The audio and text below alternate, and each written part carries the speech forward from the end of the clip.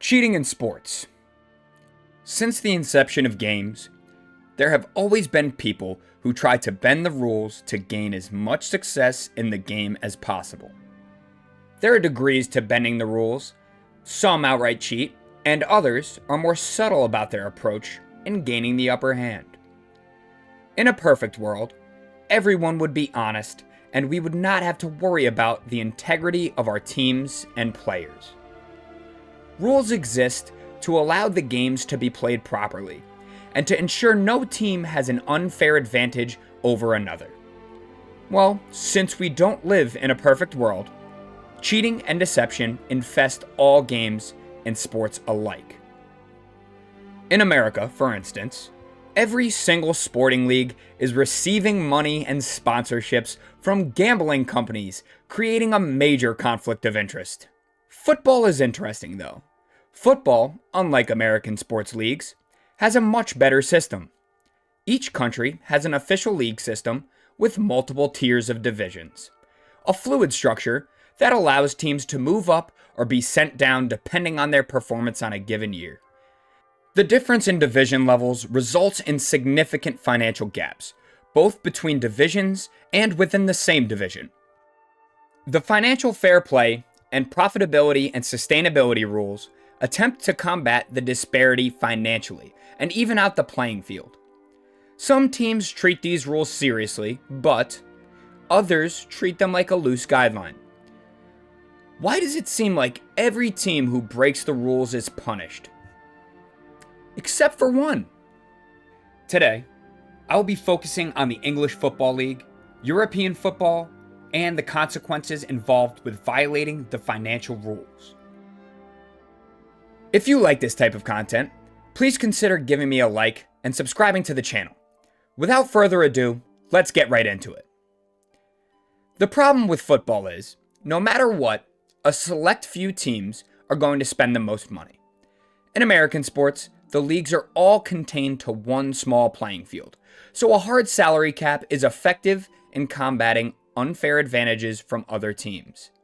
In England, though, when competing on multiple different levels and playing fields, like for instance, in European competitions, world competitions, and then in your own league, hard caps make things much more difficult, as each football league has different rules. Financial fair play has been heralded as the solution in football to somewhat keep the teams balanced. So what exactly are the profitability and sustainability and financial fair play rules? And why do they matter? Well, imagine your favorite football club. They've got passionate fans, talented players, and dreams of winning trophies. But to get to the point of winning those trophies, behind the scenes, there's a whole other game being played. The financial game. Financial fair play, or FFP, is a set of rules UEFA introduced to ensure that football clubs don't overspend and get into financial trouble. The profitability and sustainability rules are very similar to the financial fair play rules, but instead of all of European competitions being affected by it, it is just the English Football League. Here's how it works. In England, the rules are called Profitability and Sustainability Rules, or PSR, for the Premier League. Those Premier League clubs have to balance their books, making sure they don't spend more money than they earn. This includes everything from player wages and transfer fees to stadium costs and sponsorship deals. Typically, clubs are permitted a maximum loss of £105 million over a span of 3 years for assessment. However, this allowance is decreased by £22 million annually for any seasons spent in the championship within that period. The goal is to promote financial stability and transparency, so clubs don't end up in debt or, in some teams' cases, relying too much on wealthy owners to bail them out. But what happens if a club breaks the rules? Well, they could face fines, transfer bans, or even points deductions. It's serious stuff, designed to keep everyone playing by the same rules. But more on that later. To make sure clubs are following the rules, the Premier League monitors their finances closely, requiring them to submit detailed reports and undergo audits. Of course, the FFP and the PSR aren't without controversy. Some argue they stifle competition and favor wealthier clubs, while others say they're necessary to level the playing field and protect smaller teams. It isn't perfect by any means, and I wonder whether it's for the better or for the worse. But at least the league is trying to do something to keep the balance somewhat. In my personal opinion, I don't think that the points deductions is a proper punishment for financial infractions, but since it is a punishment and it has been doled out multiple times, the punishments should stay consistent until all cases are wrapped up. The penalty for PSR infractions are typically handed out as points deductions. This can mean so much to a team who is on the cusp of relegation. To use this year as an example, Everton were docked 10 points at the beginning of the season for their PSR infraction. Now they're only 2 points clear of relegation danger. Another team in a very similar predicament is Nottingham Forest, who just received a 4-point deduction, which put them into the relegation zone last week. They ended up clawing their way out of danger, but with a late winner from Carlton Morris on Luton and a Forest loss to Tottenham, Nottingham Forest are tied with Luton on points with a slight edge in goal differential, keeping them out of that final spot. So Forest are feeling a significant effect from that deduction. Both Everton and Forest have appealed their deductions, and Everton's 10-point was reduced to 6. Actually, as I am recording this video, Everton seem to be docked another 2 points for another infraction, bringing their total points docked to 8. Everton and Forest breached the profitability and sustainability rules, but in comparison to a certain other club, it seems very minor. The punishments doled out to them should be given equally across the board to keep things consistent. If not, the league is showing clear favoritism. 115 financial infractions. Manchester City are one of the clubs who have broken the profitability and sustainability rules. But Buck, they haven't suffered any points deductions or consequences, you may say. And you are right, my friend. They have not suffered any consequences. And out of all the teams who have infracted on these rules, Manchester City has tremendously outdone them all. So what did Manchester City actually do wrong?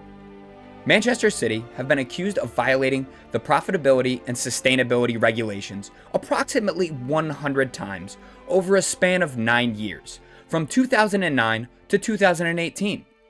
Notably, during this period, Manchester City clinched the Premier League title 3 times. The allegations suggest that Manchester City failed to provide accurate financial information and did not disclose the financial compensations paid to one of their managers over a 4-year period, implying the existence of a secret contract that provided additional undisclosed payments. Furthermore, the Premier League asserts that Manchester City did not adhere to UEFA's financial fair play rules over a 5-year period, and did not fully cooperate with the Premier League's investigation into the matter. Despite previous investigations by UEFA, Manchester City has consistently maintained their innocence. In February 2020, UEFA imposed a 2-season ban from European competitions on Manchester City and fined them €30 million or £26.8 million. However, Manchester City appealed the decision to the Court of Arbitration for Sports, leading to the overturning of the ban and reducing of a fine to €10 million or £8.9 million. During the hearing, the panel found that most of the alleged breaches were either not established or time-barred, meaning they occurred too long ago for UEFA to take any action. It is crucial to note that the Premier League rules do not include a time bar, which means that Manchester City cannot argue that the alleged offenses took place too long ago for them to be held accountable when defending themselves against the accusations. In my opinion, though, Manchester City should be held to the same standard as Everton or Forest. Any team that has faced punishment should be fuming that City have not been punished, because no matter how you look at it, City are one of the worst offenders of this rule ever. To keep things consistent, the points deduction would ultimately rule in City's relegation to the Championship. This is why I have an issue with the league and the whole situation surrounding City. The league says it's taking action against City, but it's nowhere to be found. To give the league the benefit of the doubt, I cannot imagine City's legal teams and or financial departments have made it easy on the investigators. City have clearly broken the rules so egregiously that most fans think if the rules are consistent, which they don't seem to be, their relegation is imminent.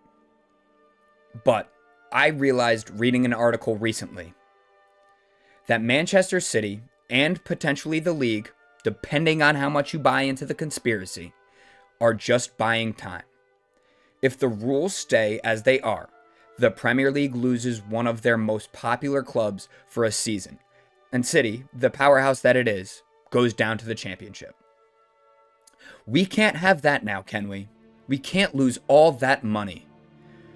No, just because it's City who broke the rules egregiously, the Premier League and its bigger clubs are looking to potentially ban points deductions completely as a consequence of infractions against the PSR.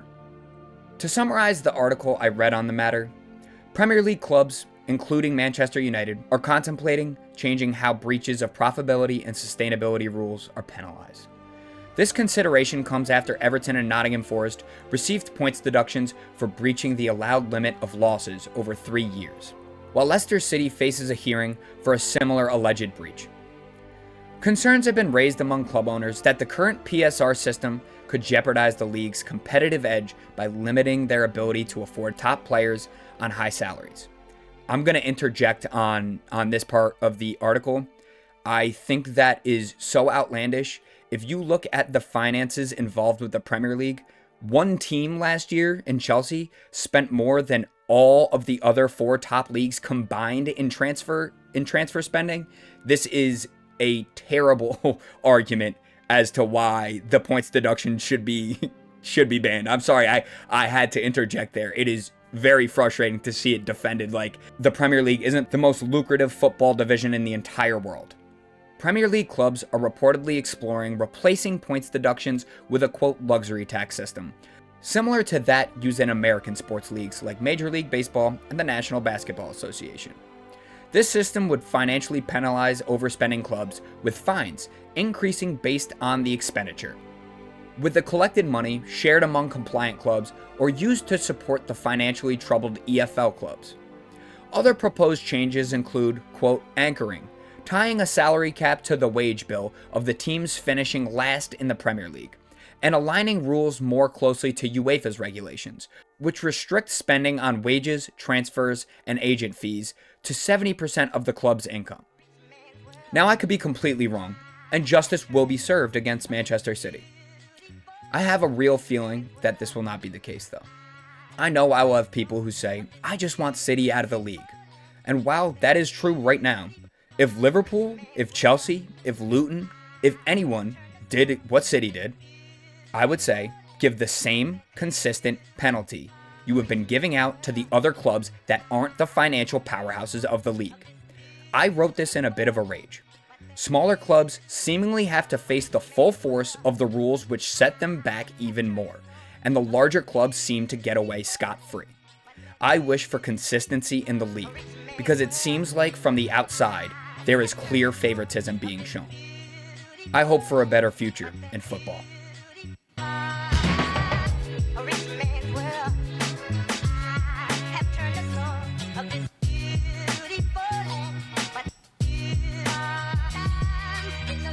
A rich man